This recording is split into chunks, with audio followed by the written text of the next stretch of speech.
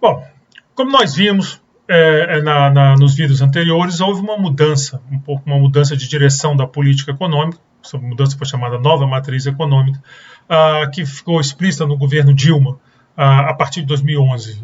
O fato é que, alguns anos depois, começa uma grande crise no Brasil. Se você olhar dados anuais, em 2014 o crescimento foi zero, ficou lá parado. Mas se você olha dados trimestrais, você vê que durante o ano de 2014 começa um processo de queda do PIB brasileiro, que ganha muita força em 2015, segue em 2016 e só em 2017 há alguma reversão, mas ainda assim muito tímida. Então o estrago foi grande.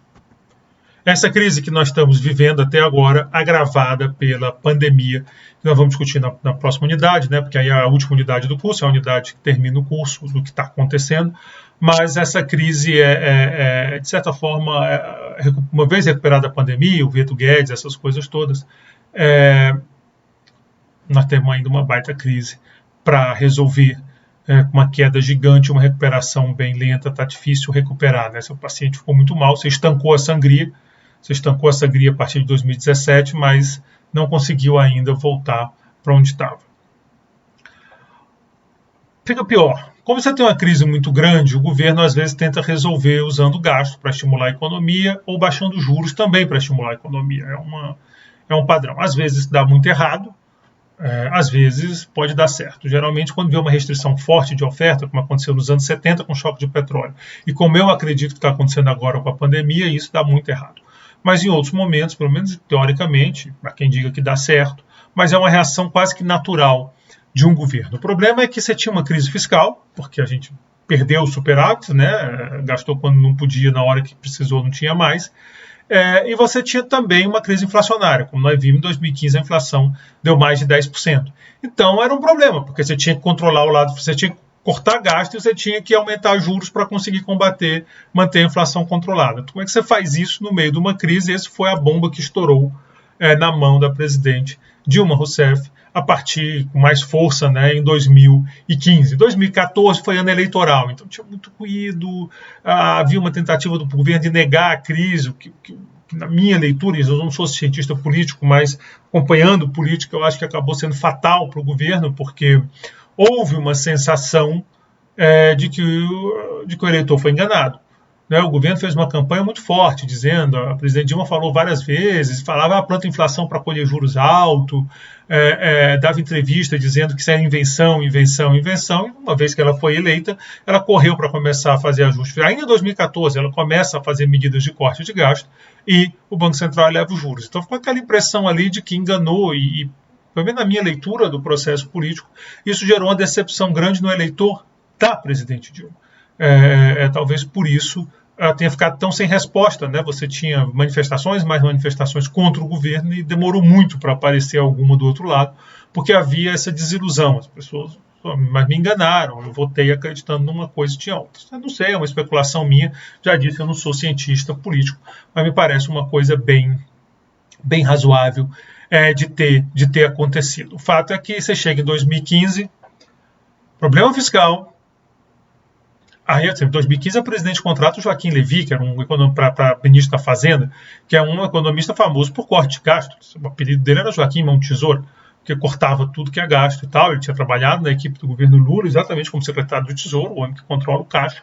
Então, o Levy chega com essa missão, isso no governo do presidente, que era conhecida pela defesa do gasto, né? Tem uma dessas ironias do destino. Em 2005, o então ministro Palocci, ministro da Fazenda, ele apresentou um plano de ajuste fiscal de forma que em 10 anos o Brasil estaria numa situação muito boa, até quem sabe com superávit não apenas primário, mas nominal. Quer dizer, daria para pagar os juros, daria para pagar as nossas contas, os juros, e ainda talvez sobrasse um trocado.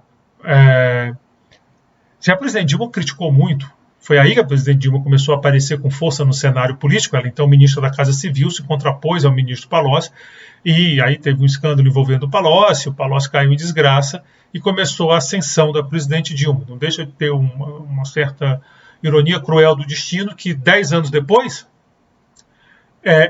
A crise fiscal caiu exatamente no colo dela agora como presidente da República. Ela teve que entrar cortando gasto. A presidente que, na época da disputa com o Palocci, ficou famosa pela frase gasto corrente é vida, exatamente defendendo o gasto do governo, né, o gasto corrente do governo.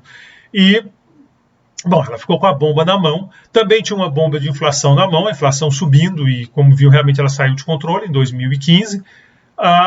E tudo isso com o PIB caindo. É um cenário do inferno para qualquer governo do ponto de vista macroeconômico, né? Inflação lá em cima, que exige aumento de juros, crise fiscal, que exige corte de gasto, e PIB caindo, que sugeriria políticas na outra direção. Então o resultado foi desastroso, essa bomba estourou na mão da Dilma. Aqui eu tenho a inflação de acumulado em 12 meses. Então aqui está aqui o que acontece. 2015 é aqui, tá? Esse primeiro pico. Então você vê essa subida da inflação está acontecendo, gerando um problema, né? Depois tem a queda impressionante, né? Aqui é aquele que eu falei do Ilan, que realmente quando ele chega, né, para presidir o Banco Central já no governo Temer, devia estar por aqui o negócio, um pouquinho mais abaixo, e faz esse ajuste todo, chegando a esse mínimo em setembro de 2017, depois sobe, tem esse pulo, isso aqui é a greve dos caminhoneiros, depois volta a cair, isso aqui é o começo da pandemia, que realmente ficou negativo, né? A inflação baixou muito no começo, depois essa disparada aqui que começa perigosamente a lembrar disso daqui. Aliás, a disparada é maior, porque daqui estava aqui, foi para cá. Aqui estava aqui, então se você pegar em termos de disparada, agora como estava mais baixo, tem mais espaço para subir. Mas dá para ver que é um negócio um pouco assustador. Então era esse o drama da inflação que a Dilma estava enfrentando. Lembra um pouco a situação. Se ano que vem a economia começar a patinar, já tem gente sugerindo que isso vai acontecer, o Bolsonaro vai viver um drama parecido com o da Dilma, com a diferença importante. A Dilma estava no primeiro ano do mandato. Então realmente não tinha nem aquela esperança de que venha um governo novo. O Bolsonaro chega no ano eleitoral.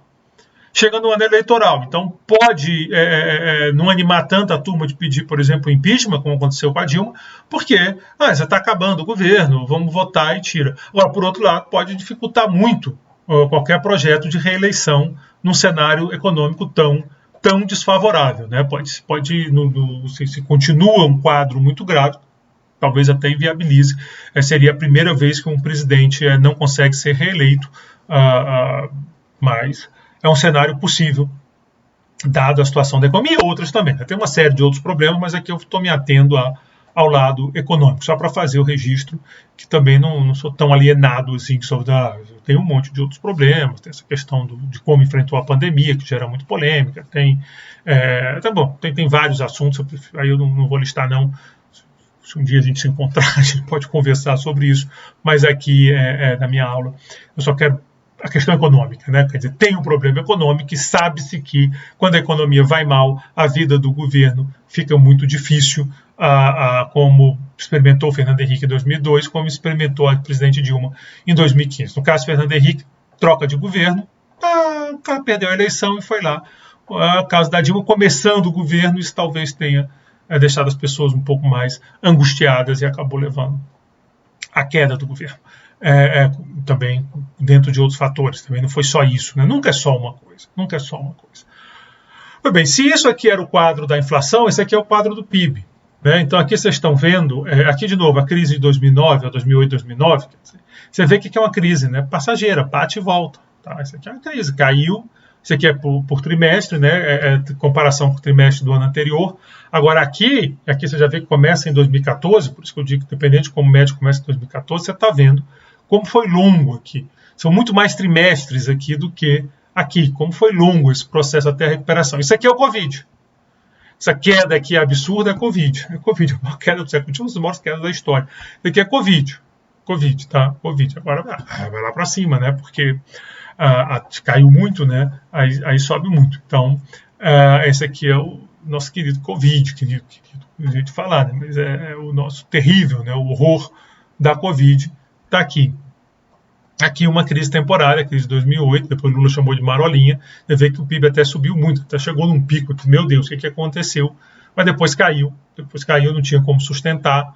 E depois vem essa aqui, a crise gigante que nós estamos falando. Se você lembrar, lá no começo do curso eu mostro que desde a Grande Depressão foi a primeira vez que nós tivemos 2 anos seguidos de queda do PIB, que mostra quão grave foi aquela crise que está acontecendo aqui. Então, cenário inflacionário, horrível. Cenário de lado real, horrível. Cenário fiscal, complicado. Nós já vimos no gráfico lá atrás. E isso, então, criou as condições do desastre, e o desastre veio. E claro que aí começa uma discussão muito grande, mas o que causou essa crise? Eu vou apresentar algumas respostas, e eu não estou aqui querendo dizer, eu tenho o meu candidato principal, não tenho por que esconder, mas tem bons argumentos aqui, talvez só o primeiro um pouquinho forçado, mas os outros têm argumentos contra e a favor, aliás, todos os outros, inclusive, é o que eu acredito. É muito provável que tenha uma combinação de tudo isso, tem uma combinação das coisas que eu vou mostrar aqui que expliquem, afinal de contas, o que causou essa crise tão forte. A primeira coisa, a crise internacional. Esse foi quase que o discurso oficial do governo de dizer, não, o Brasil não tem um problema, o problema é do mundo, há uma crise internacional e é isso que está acontecendo. Governos tendem a fazer isso. É uma estratégia típica de governo. Você vê agora com a inflação alta, o governo já diz, mas o mundo todo está com inflação alta. Às vezes é meio verdade, quer dizer, há um aumento de inflação no mundo, você tem uma pandemia, você tem os choques, mas no Brasil é muito maior. No Brasil é muito maior. Se você tirar os suspeitos de sempre, Argentina e Venezuela, a inflação do Brasil está começando, daqui a pouco está liderando. Acho que tem Suriname ainda, que brigam a gente, está um pouco acima. Mas assim, estão indo para a liderança de inflação aqui da América do Sul, que não é exatamente um exemplo de inflação super controlada. Então, os Estados Unidos tem com problema de inflação, mas também menor do que a gente. Você vai na China, eles estão numa situação boa. Na Europa também não tem essa disparada. Então, assim, há uma elevação, mas essa disparada foi uma coisa muito de Brasil. Isso é uma coisa, assim, meio governo tentando se safar. A outra, essa que eu mais gosto, eu falei antes, que me parece a mais relevante, é uma alocação de capital. Um ciclo muito ruim de investimento, nós discutimos esse ciclo de investimento na unidade anterior. Muitos investimentos muito ruins que acabaram comprometendo a produtividade da economia, e isso jogou a economia para o chão. Crise fiscal, aqui está uma mudança de ordem, porque aqui era para ter as commodities, na ordem commodities vem antes, peço desculpas. Crise fiscal, que é o problema fiscal, que envolve as pedaladas, que ainda teve um transbordamento político, como imagino que vocês todos saibam, né? Foi o motivo utilizado para afastar a presidente Dilma foram as pedaladas. Isso precisa ficar claro, porque às vezes as pessoas falam, por exemplo, a Lava Jato, é claro que a Lava Jato tem um impacto brutal no apoio político da presidente. Isso tem influência no processo, porque o processo de impeachment tem um lado político e é assim que a Constituição determina.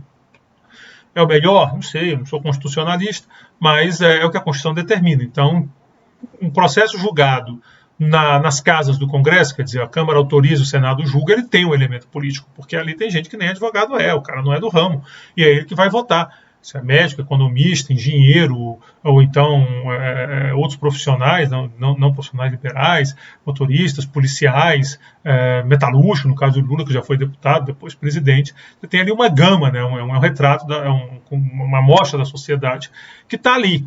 Então, tem um lado político, tem um lado jurídico e vai equilibrando essas coisas. Sempre é tenso, sempre é uma coisa complicada. Mas no caso da presidente Dilma, o argumento foi usado, não foi escândalo de corrupção envolvendo a Lava Jato.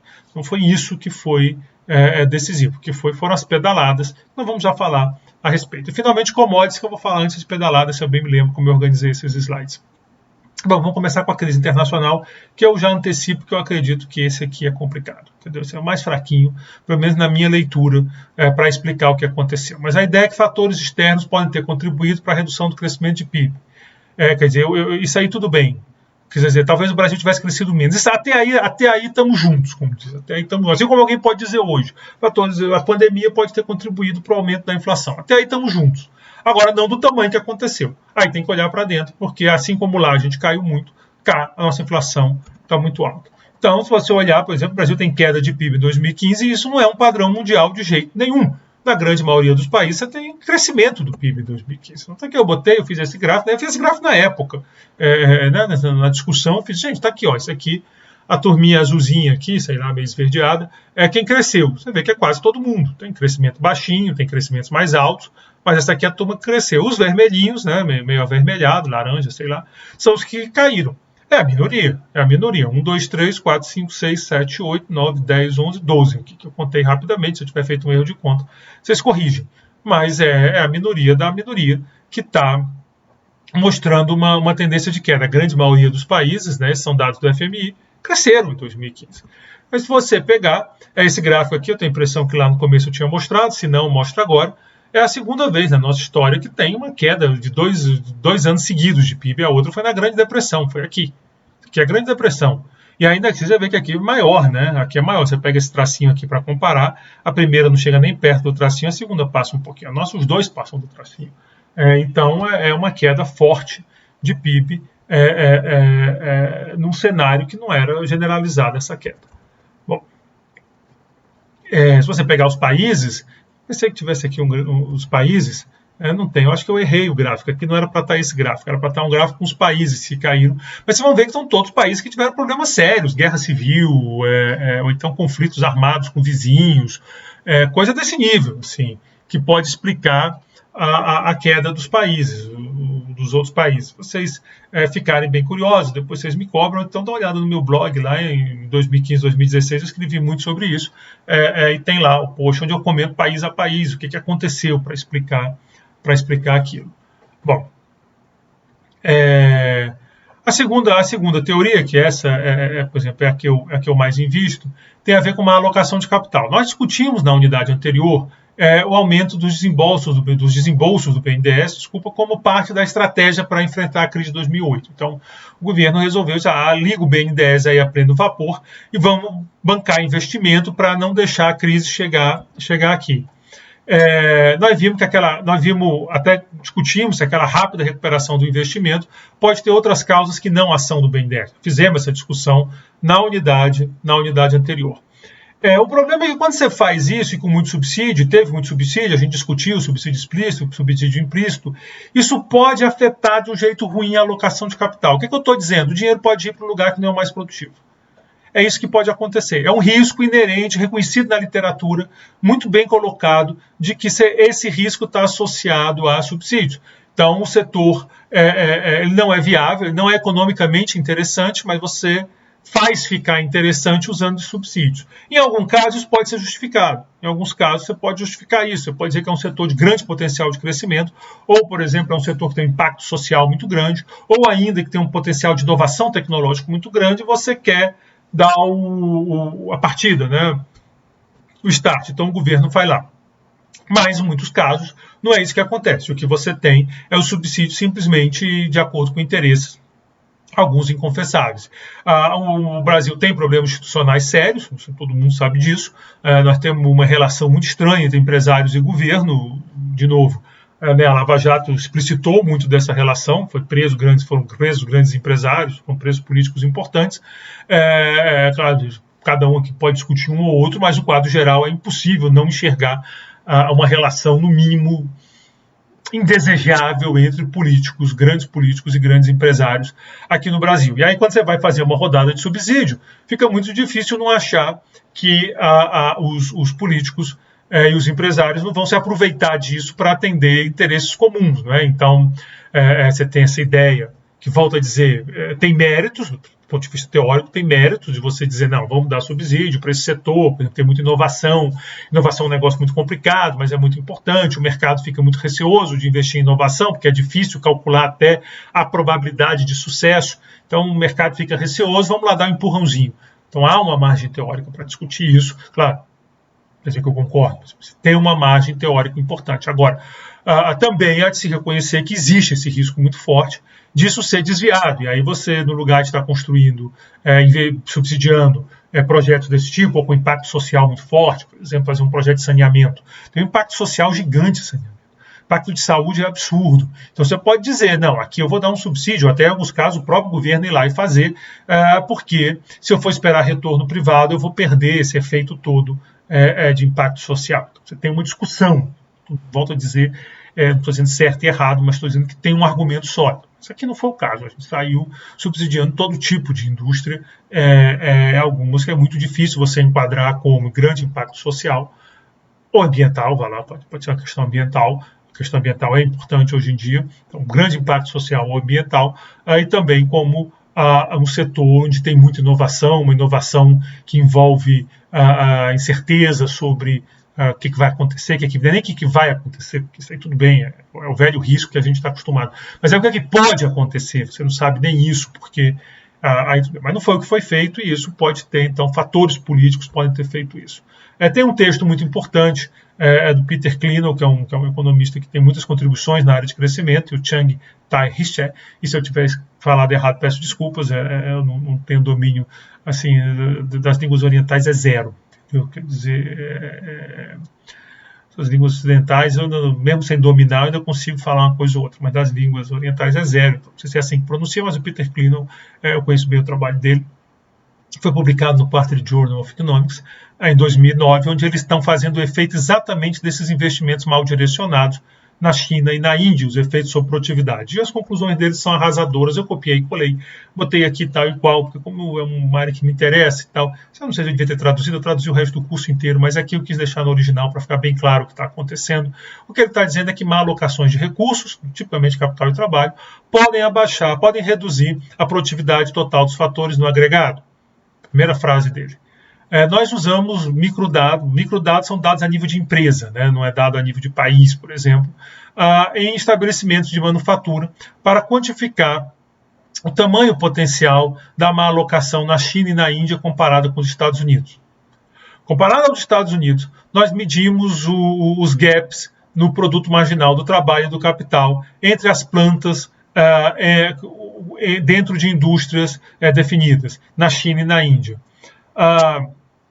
Quando capital e trabalho é hipoteticamente realocado para igualar os produtos marginais, como observado nos Estados Unidos, aqui está se usando que os Estados Unidos teriam uma alocação boa de capital, nós calculamos ganhos da produtividade de 30% a 50% na China e de 40% a 60% na Índia. Então, está dizendo o seguinte, a produtividade da China, se ela tivesse uma alocação de capital tão boa quanto a dos Estados Unidos, se não gostou do Bo, não vou brigar por ele, mas tipo a dos Estados Unidos, a produtividade lá seria 30% a 50% maior. Como a produtividade tem um papel definitivo na determinação da renda, a renda seria também maior, talvez não 30% a 40%, teria que pegar aí a ponderação, tem uma continha para fazer, mas seria bem maior. E na China, na Índia, mais grave ainda, 40% a 60%. Você tem estudos desses para o Brasil que mostram que houve uma piora na alocação de recursos no Brasil, sim, na segunda metade da primeira década desse século, que coincide com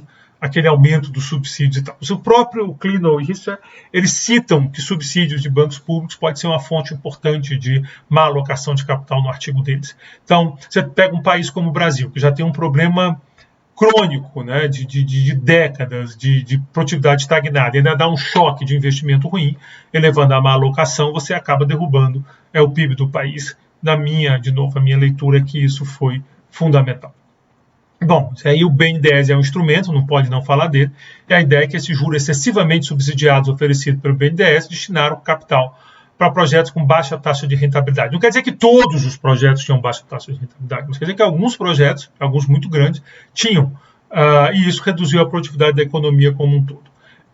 Como eu disse, em alguns casos você pode até justificar esse tipo de subsídio, por exemplo, infraestrutura, que às vezes tem um impacto muito grande, gera externalidade. Eu falei das questões sociais, aqui eu não botei pesquisa e inovação, então você tem alguns casos. E o BNDES não estava sozinho, as estatais também agiram aí com muita força. Então você tem, por exemplo, Comperj, lá no Rio de Janeiro, que é muito questionável aquilo tudo ali, mas foi muito capital, foi muito trabalho, muita gente migrou para aquela região para tentar os empregos que seriam criados. E depois essas pessoas ficaram num limbo horroroso, porque o negócio não andou e elas não tinham mais como voltar, gerou bolsões de miséria ali naquela região. A Abreu Lima também é um problema. Você tem estudos mostrando que aquilo ali é um monstrengo, botou um monte de recursos, extremamente ineficiente. Então você pega capital, o capital é um recurso valioso, e bota lá, e você ainda bota. Eu sou do Ceará. No Ceará anunciaram uma refinaria. Essa aí nem começou a ser construída e já foi cancelada, no Ceará e no Maranhão. Teve gente que foi estudar o assunto. O cara foi se informar engenharias associadas a isso, acreditando que ia trabalhar na refinaria, mas daí não tem mais. O que esse cara faz agora? Ou ele vai embora do Ceará, é uma perda de capital humano para o Ceará, mas pelo menos ele se salva, melhor assim, ou ele perdeu aquilo ali. 4 anos importantes, vocês estão vivendo isso, vocês estão fazendo graduação. Então, é um baque na economia. Muito mais, às vezes a pessoa pensa que é pequeno e diz, mas um investimento ruim aqui e ali não tem efeito. Aí que vem o artigo lá que eu falei para vocês do Klenow, num journal importante, né? Agora está na moda, tem que dizer se o journal é importante. Sim, o Quarterly Journal of Economics é certamente entre os 5 melhores, mais citados, de mais impacto, né? Journal de impacto, essa expressão que eles gostam, o QJE é um desses, e nesse jornal importante os caras veem um impacto gigante, aí, 30% a 50% na China, 40% a 60% na Índia. O BNDES tem um outro efeito ruim, que ele pode ser uma desvantagem competitiva para pequenas empresas, ou que não sejam pequenas, mas que têm dificuldade de conseguir empréstimo junto ao banco, essa burocracia e coisa do tipo. Porque é muito difícil disputar. Como é que você disputa? Você vai no mercado pegar juros, vamos supor 20, o cara que tem acesso ao BNDES está pegando a 6, não dá, né, cara? Não dá. Você não tem como brigar com esse cara. É muito difícil, porque o capital é importante na empresa, então os juros é muito maior, a empresa grande já tem um monte de vantagens, você está dando mais uma vantagem para ela. E isso é muito ruim, porque muito das inovações estão vindo por empresa pequena. Você pega o padrão americano, o que acontece muito lá a gente conhece, vem uma empresa pequena, traz a tecnologia dá certo, vem uma grande pega. Mas se a empresa pequena não consegue nem entrar em campo, porque ela está sendo prejudicada pela política de juros, você pode também estar estrangulando um monte de boas ideias que não vão conseguir entrar no processo produtivo. Então, eu enxergo aí nesses subsídios, e que foi melhorado, no governo Temer teve uma mudança, mas não acabou não, continua tendo vantagens. Tem um papel importante para explicar o que aconteceu, né? O que de tão grave aconteceu que a economia entrou numa crise tão brutal, está se tornando uma das maiores da nossa história, porque já virou década perdida. Tudo bem que depois veio pandemia, a pandemia tem nada a ver com o BNDES, aí não dá para culpar, né? Foi um choque exógeno, como se diz, vem de fora do sistema econômico. Mas mesmo que não tivesse pandemia, essa década que acabou seria uma década perdida. Mesmo que não tivesse pandemia, a década perdida já estava determinada. Isso que é muito ruim para todo mundo. Bom, no período posterior ao PSI, ocorre uma queda na produtividade do Brasil em relação aos Estados Unidos. Também não dá para falar em causalidade, foi o PSI que fez isso. Às vezes eu falo isso, as pessoas dizem, não estou dizendo que foi isso. Mas é uma coisa que precisa de investigação. Eu tenho tentado pesquisar um pouco, isso é difícil, porque também tem outras atividades, mas está aqui a produtividade no Brasil relativa à dos Estados Unidos, né? Então está aqui, você tem essa queda aqui, mas depois essa trajetória longa de queda. Isso é muito preocupante, né? O que está acontecendo. É claro que a escala aqui deixa mais grave, mas porque eu não estou tão preocupado com o tamanho da queda, mas a duração da queda, né? São vários anos de queda, e isso é preocupante. Os dados são da PEN World Table. Bom, então vamos dizer, a crise internacional, não vou nem dizer que é uma explicação. Estava lá na mesa. Então, a primeira explicação é essa questão da má alocação de capital. O governo atual, o governo Bolsonaro, a equipe econômica lá do Paulo Guedes, tem trabalhado muito disso, a Secretaria de Política Econômica, como já disse para vocês, o Adolfo tem trabalhado numa agenda para tentar fazer isso, mas é claro que a pandemia dificulta muito tudo isso. O outro é preço das commodities. Nós já falamos de commodities nesse curso, lá atrás, quando a gente falou na unidade 2 da estratégia. A commodity era vista como um problema, não é nem que ela é um problema em si, mas a especialização em commodities era vista como um passaporte para a pobreza, porque a CEPAL tinha aquela tese que, com o passar do tempo, o preço relativo das commodities ia caindo. A palavra commodities do inglês significa mercadoria. No mercado, o termo se refere a produto básico em estado bruto ou com baixo grau de transformação. São mercadorias com pouco valor agregado e quase sem diferenciação. Por exemplo, um grão de soja é muito difícil de diferenciar, né? O produto industrializado você diferencia, você tem marcas, a camisa tem uma marca, tem um jacaré, o outro tem outra coisa, e aí você diz, não, mas é igual. Não é igual, a minha é dessa marca aqui, justifica telefone, o iPhone, ou da Samsung, ou agora outros que estão aparecendo, e que querem a marca, o cara paga mais caro, porque tem aquela questão da marca, seja por vaidade, seja porque ele confia na marca. Essa é outra discussão, uma discussão boa, lá de organização industrial, automóvel, mas você não diz, eu quero milho da fazenda tal, nem dá para saber, um caso ou outro, aí, né? O tudo é gourmet, talvez tenha aí uma fazenda de milho gourmet, mas não é bem assim que funciona. Então, é difícil, quase sem diferenciação, e que, portanto, são negociadas globalmente na mesma categoria. Minério de ferro, carne de frango in natura e petróleo são exemplos aí de bem commodities bem comercializadas. O frango, por exemplo, frango natura produzido no Brasil, exportado para o mundo todo, é uma commodity. Já o produto feito a partir dele não é. Por exemplo, nuggets, salsichas não é, porque aí, de novo, é bem diferenciado, né? Você tem aquela marca que você quer, que você acha melhor e tal. Você não sabe nem o que tem aí no nugget. Eu não sei o que tem no nugget na salsicha. Mas eu prefiro determinada marca. Essa marca aqui eu acho é melhor, é mais gostosa e tal. Será que é mesmo? Eu não sei, mas eu acredito que é, e é isso que interessa, né? Então é isso que interessa. Então esse processamento, esse processar um produto e tal, vai deixando de ser commodity, para vocês pegarem a ideia. As commodities são divididas, grosso modo, em agrícolas e minerais. Os agrícolas, soja, milho, algodão e açúcar. Os minerais vão desde minério de ferro até o petróleo, passando por cobre e ouro, por exemplo. Então você tem esse monte de commodities. Bom, eu tirei um pouco desse texto do Nexo, que eu achei muito bacana. É uma linguagem mais leve aqui para o nosso curso. Quem quiser dar uma olhada aí, o link está aí para quem se interessou. Bom, termos de troca é um conceito que a gente já discutiu aqui no curso, é a razão entre o valor das exportações e o valor das importações de determinado país. Pode ser visto como o valor das exportações em termos das importações. Deterioração dos termos de troca, lá do Pebrich, do Singer, também discutiu isso lá na unidade 2, é a ideia de que no longo prazo o preço das commodities tende a cair em relação ao preço dos produtos manufaturados. Dessa forma, acontecer uma deterioração nos termos de troca nos países exportadores de commodities, e aqui começou, o nosso curso começou aqui, né? Aqui começou a história do nosso curso. Bom, estou falando, isso aqui é só um registro, porque a gente já fez. O que acontece? No começo do século XXI, você tem um fenômeno global na economia, que é a China. A China tem um crescimento espetacular. E a China precisa de importar commodities. Isso é curioso. Você tem, por exemplo, os Estados Unidos é uma economia que é muito rica em commodities. Então, ele não precisa tanto de commodities quanto a China. A China, claro, que ela tem, todo país tem alguma coisa, mas a China precisa mais de comprar isso no exterior. E esse crescimento da China, a China é gigante, né? Mais de 1 bilhão de pessoas na China. Esse crescimento na China acabou aumentando o preço das commodities pelo mundo.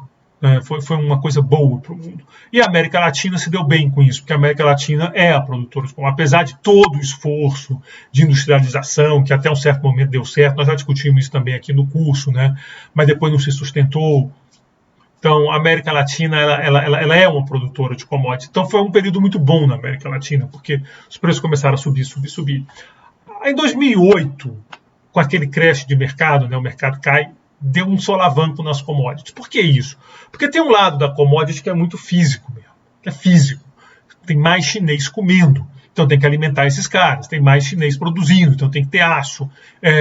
Tem mais chinês comendo carne, então tem que ter soja para alimentar os rebanhos. E aí, das várias espécies. E aí os preços vão subir. Mas tem um lado muito de especulação também em commodities. Ele é muito forte, a especulação, por todo lado. Então você tem bolsa, você pode vender futuro de commodities, fazendo aposta no preço futuro. Isso é bom, porque o fazendeiro pode se proteger de grandes variações nos preços, que às vezes é muito ruim para o produtor, mas você tem aí os caras de mercado, especuladores, que entram nisso e ganham dinheiro nessas variações, sabem ganhar dinheiro nessas variações, né? A pessoa tem aquela ideia de que o cara de mercado ganha quando o mercado sobe. Ganha, mas ele também ganha quando cai. O cara bom de mercado, ele ganha quando o mercado sobe, quando o mercado cai. O cara é bom. Né, o cara é bom. Quando sobe, às vezes é um perigo, porque quando está subindo fica mais fácil ganhar. Aí a opção de gente começa a ganhar, começa a se empolgar. Aí quando desce, tem uma turma que fica, tem uma turma que quebra, e aí é um desespero. É um desespero. Mas não vamos falar disso não, porque não quero ficar chutando ninguém. Muita gente foi para a Bolsa aqui no Brasil recentemente, e uma elevação forte de juros pode complicar esse lado, embora eu acredite que seja necessária essa elevação, mas os riscos estão aí. Bom, o fato é que teve essa queda de preço, a gente viu que no primeiro momento segurou, mas isso foi minando a situação. Aqui o índice de preço de commodities, você vê que tem alguns picos, Primeira Guerra Mundial, na Segunda Guerra Mundial não teve esse pico tão grande, aqui na crise do petróleo, né, o petróleo puxou, e aqui no boom da China. Então aqui isso foi um levantamento do Itaú, que vem da Bloomberg, os dados. E aqui está vendo o boom da China. Então esse período de crescimento aqui é 2004. Quase no comecinho. Esse período de crescimento aqui é a crise da Bolsa, despenca, depois volta, mas cai de novo. Então, eu termino em 2014 minha série, você vê que está em queda, foi exatamente quando estourou aqui. Então, há quem diga que isso foi fundamental. Aqui vocês estão vendo, só para ter uma ideia das exportações dos países, vocês vão ver os vários tipos a composição da pauta de exportação para ver quem são os países que são mais commodities. Então, verdinho são commodities agropecuárias, marronzinho é manufatura, que isso aí é a indústria, azul, commodities de mineração e combustíveis, e aqui outro. Então, você pega, por exemplo, a Austrália, ela tem uma pauta de exportação muito de commodities, né? Você vê que a maior parte é azul. O Brasil é azul e verde também, né? Quer dizer, tem uma parte de manufatura, mas é pequena. O Chile nem se fala, né? O Chile é basicamente exportador de commodities, mais até do que o Brasil. A China, por outro lado, não exporta commodities. A China é toda outros, e marronzinho, que é manufatura, que é a indústria. Colômbia, né? De novo, a América Latina sempre tem. Eu botei a Austrália para pegar um país rico, assim, quer dizer, tem a impressão que não, esse país que exporta mais a parte de commodities é pobre. A Austrália é um país rico e faz isso. A Colômbia está aqui, então. Aqui a Coreia, de novo, os asiáticos, os negócios dos caras é a indústria. Estados Unidos, mas você vê que os Estados Unidos exporta commodities, então ele tem para ele, e ainda exporta. E o México destoou da América Latina, e eu gosto sempre de pegar um pouco no pé, porque as pessoas são contra a abertura e dizem que a abertura destrói a indústria. Então, o México, ele se integrou lá e ele destoa porque ele tem muita exportação de manufatura, né? É maquilador e tal, mas está aí. Então, para vocês terem uma ideia desse perfil, né? Claro que quando o preço da commodity sobe, essa turma aqui do azul e verde, você dá bem, que é o que eles vendem, Aqui vocês têm a dependência em relação às commodities, que é a exportação de commodities sobre o PIB. Então você vê que aqui o maior é a Bolívia, nessa minha amostra, 40%. O Brasil é bem menor do que os outros, 6,8%, né? A Índia 7,6%. Até porque o Brasil é uma economia muito fechada. Aliás, esse é um dos problemas que eu tenho com essa explicação. O Brasil é uma economia muito fechada. Como é que você vai conseguir, a partir daí, como é que commodities vai fazer um estrago tão grande? Né? Mas há bons argumentos, né? Porque tem um lado também do câmbio, né? Tem o lado financeiro, de garantir. Quando entra mais dólar, você dá mais confiança no mercado e tal.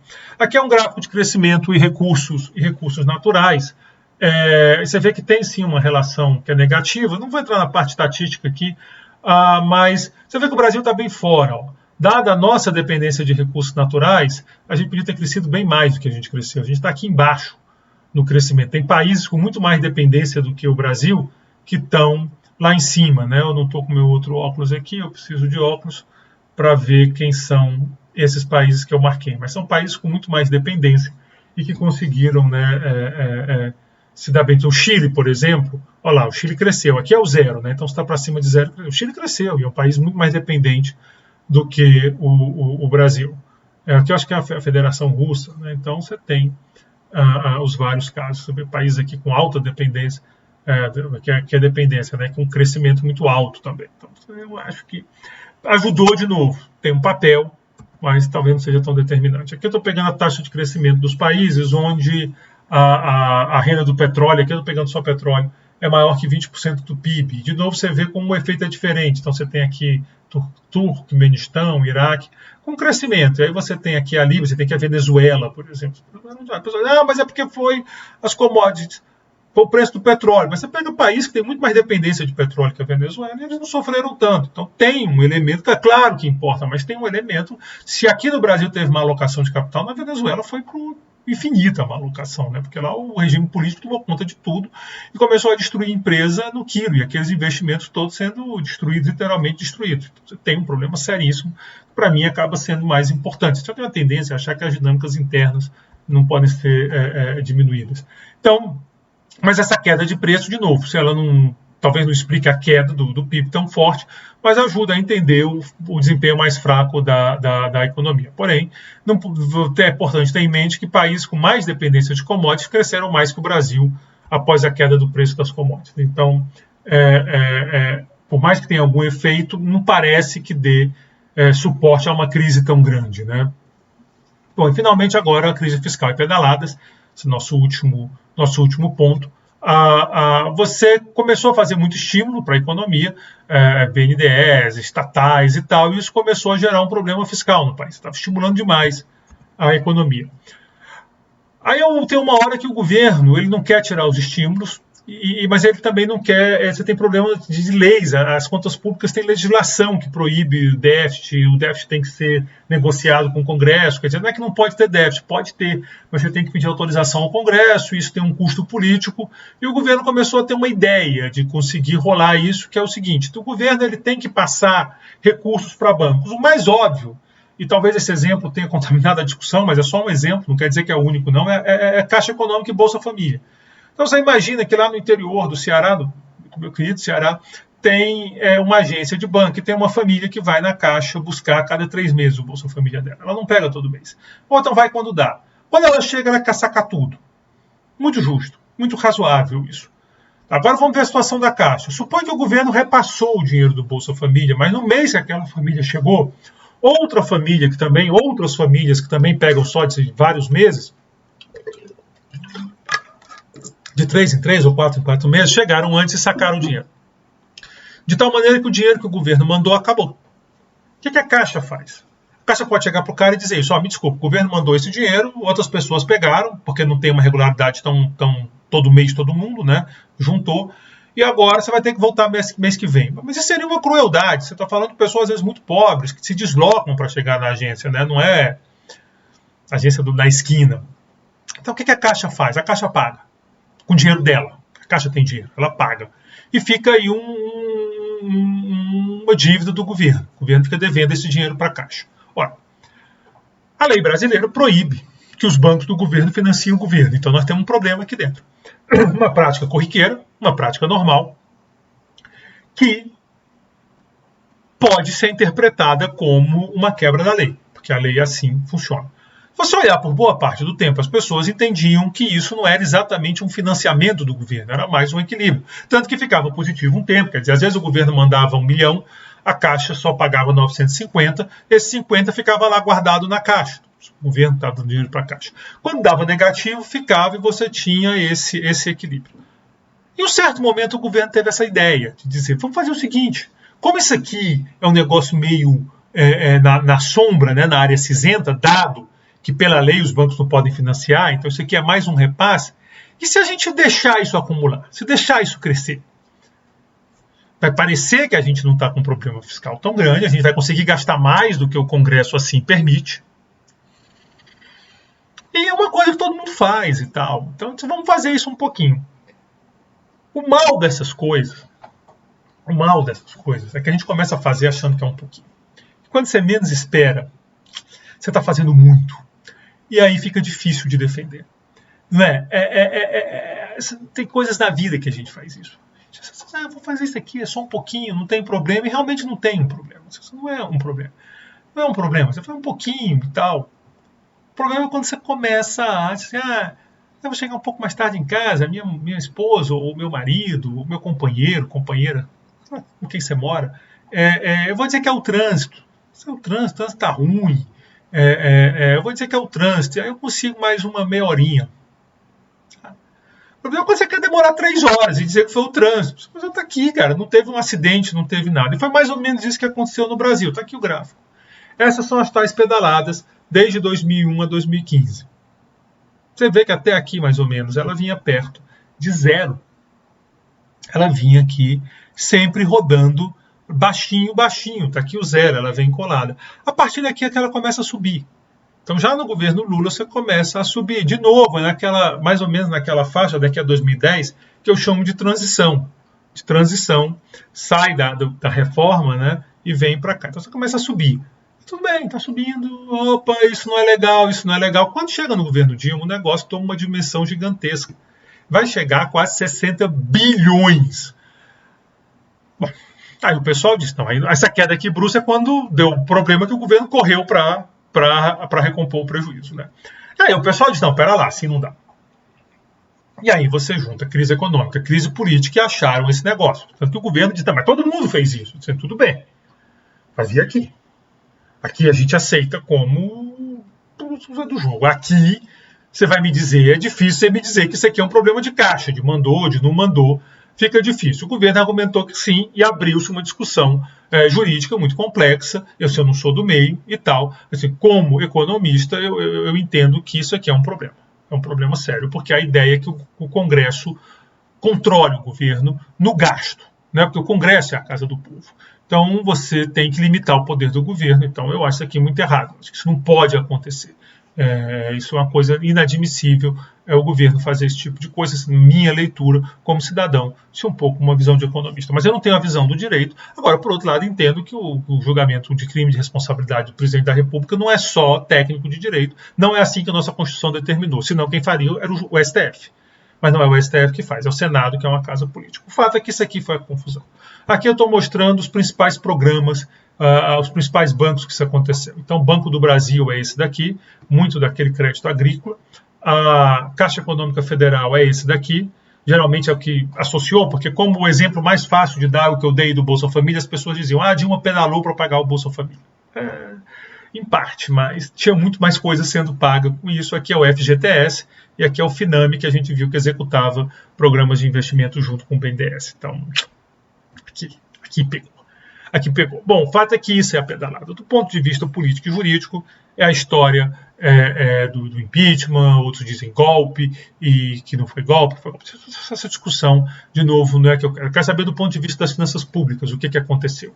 Bom, primeiro, a dívida que já estava alta subiu ainda mais. Os 60 bilhões que estavam no limbo apareceram. 60 bilhões é um bocado de dinheiro. Mas pior, talvez, descrédito nas contas públicas. As pessoas passaram a dizer, será que dá para confiar nas contas públicas brasileiras? Então você chega numa situação de inflação alta, crise fiscal, economia afundando e as pessoas dizendo, cara, eu não sei se eu confio nas contas públicas brasileiras, essas contas são manipuladas. E isso é muito ruim para qualquer um, ainda mais um governo que tem que pedir dinheiro emprestado. Então isso gerou, o problema agravou. Aqui, essas projeções da dívida, eu podia ter pego, mas não devia não, podia ter pego mais moderno, mas eu não quis porque com a pandemia esse quadro muda completamente. A pandemia eu vou discutir na próxima unidade, né? Com a pandemia, foi lá para cima. A dívida, a pandemia lá em cima. Assustador. Mas aqui é uma projeção que o Tesouro fez, salvo engano é de 2017, isso daqui, da dívida com proporção do PIB. É de 2017, está aqui o registro. Aqui é 2013. Esse é o salto da dívida que acontece entre 2013 e 2016. É assustador. Né? Então você vê uma dívida que está aqui e de repente ela dá esse pulo aqui gigante. Esse pulo aqui muito grande num período muito pouco. Ela sai de 50 e tanto e vai para 70 e pouco, 20% do PIB de 2013 a 2016. Não dá. Isso aqui é fora de controle. Então o governo começa, o próprio governo Dilma começou com esse esforço, não conseguiu fazer, teve problema político, impeachment. Se o governo Temer entra com o primeiro grande desafio do Temer, eu tenho que estabilizar esse negócio. E já tinha projeções de estabilização, mas aí, como eu digo, se eu trouxer agora, o Tesouro continua projetando, mas tem um pulo, porque nem o gráfico do déficit que eu mostrei para vocês, que aquela queda compromete um pouco a leitura. Então aqui eu resolvi ser mais conservador e trouxe um gráfico antigo, feito antes da pandemia, com essa projeção, e depois nós vamos discutir o quadro atual na próxima unidade. Mas é um pulo muito grande, ter que estabilizar isso era o grande desafio. O governo Dilma entendeu esse desafio, mesmo com todos os problemas, havia pelo menos um discurso, mas foi muito difícil tornar concreto. O governo Temer entendeu esse desafio e trabalhou nessa direção. Também é muito difícil para o governo Temer, é um governo muito impopular, e é muito difícil fazer ajuste fiscal no Brasil, porque grande parte do orçamento está em despesas que o governo não tem controle. Nós já discutimos isso também lá atrás, essa composição do gasto primário brasileiro. O fato é que ficou um problema sério. E com isso na mão, o governo Temer chega com uma nova agenda de reformas. O governo Temer entende que a resolução desse problema passaria por uma nova rodada de reformas. Então fica quase que assim, década perdida, reformas. Aí vocês mas a reforma não resolveu como eu queria. Não resolveu como você queria, mas pelo menos melhorou em relação ao que estava. E aí vem a discussão que não acaba, mas você tem então uma nova agenda de reformas que começa em 2014, na sequência da crise, veio o impeachment, Temer assume com uma agenda de reforma explícita. Essa agenda de reforma continua no governo Bolsonaro. Claro que a pandemia tem um baque gigante nessa história. Esse é o tema da nossa próxima unidade. Então agradeço a atenção de vocês e encerro aqui essa unidade. Muito obrigado pela atenção de vocês.